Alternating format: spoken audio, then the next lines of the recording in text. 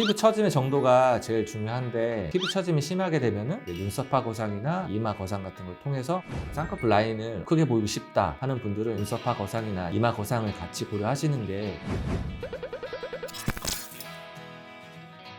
안녕하세요. 성형외과 방석 처음처럼성형외과 이방석 원장입니다. 오늘은 요즘 중년 이상분들이 이제 많이 고려하고 계시는 상하안검 수술에 대해서 얘기를 해볼까 합니다. 보통 상하안검 수술을 고려하시는 분들이 처진 피부만 잘라내고 지방만 빼주면 된다 이렇게 생각하시는 분들이 많은데, 보통 눈 주변 처진 피부를 처리할 때 오히려 이제 다른 고려해야 될 부분들이 훨씬 더 많이 있습니다. 일단 상하안검 수술을 할 때 고려해야 될 점이 크게 이제 피부 처짐의 정도, 아니면 피부하고 근육의 두께, 눈썹 처짐의 정도, 안검 하수가 있는지 없는지 이런 거를 다 고려해서 수술을 해야지 만족할 만한 결과를 얻을 수가 있습니다. 일단 피부 처짐의 정도가 제일 중요한데, 피부 처짐이 심하게 되면은 쌍꺼풀 라인에서 잘라낼 수 있는 양이 한계가 있습니다. 그래서 보통 눈썹에서 이제 눈까지 내려오면서 피부가 점점 이렇게 얇아지거든요. 너무 많은 양을 제거하게 되면은 이렇게 얇아지면서 두꺼운 부분하고 얇은 부분하고 만나게 돼서 그 두께 차이가 많이 나게 되고, 그러면 이제 좀 부자연스러운 결과가 나올 확률이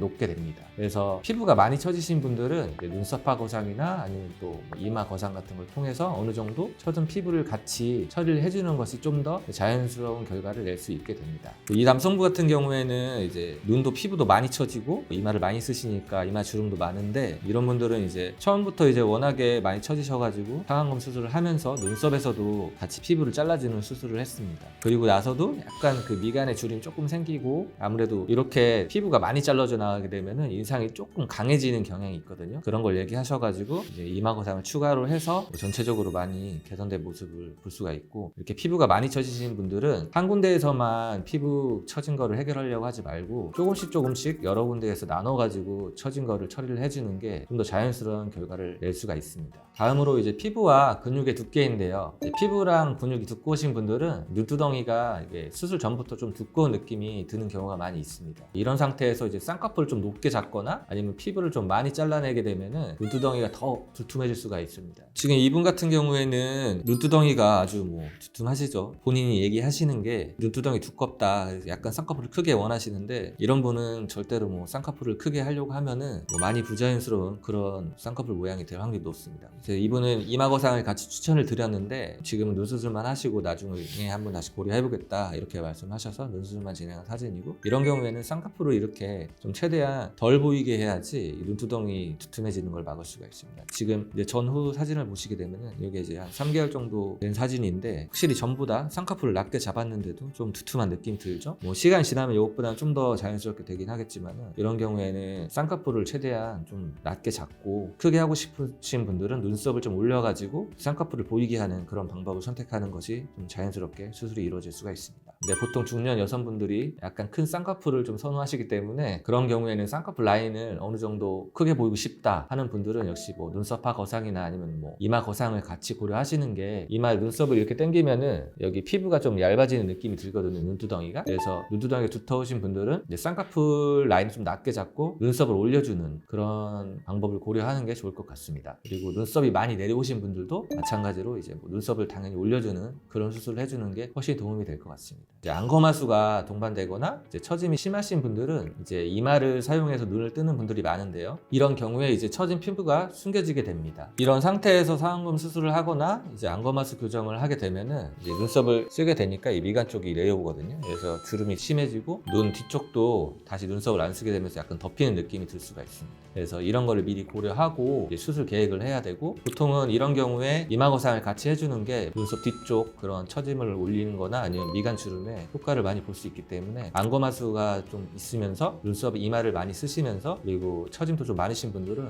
눈 수술하고 이마 거상을 같이 해주는 게 좋은 결과를 얻을 수가 있습니다. 그래서 어떻게 보면 이마 거상은 마른 이마 거상인데 사실 눈 수술하고 많이 연관이 된 그런 수술 방법이라고 볼 수가 있습니다. 하안검 수술의 경우에는 피부 탄력이 많이 부족하신 분들이나 눈이 약간 돌출형이신 분들은 수술 후에 안검 외반증이라는 그런 합병증이 발생하기 쉽죠. 하안검 수술에서 가장 재앙인 그런 합병증인데, 이런 분들은 좀 더 세심하게 좀 주의를 기울여서 수술이 필요한데요. 한번 이제 변형이 발생이 되면은 이제 복원하는 수술은 난이도가 훨씬 높아지기 때문에 처음 수술할 때부터 이런 것들을 좀 잘 고려하고 수술이 이루어져야지 이제 합병증 같은 거를 예방을 할 수가 있을 것 같습니다.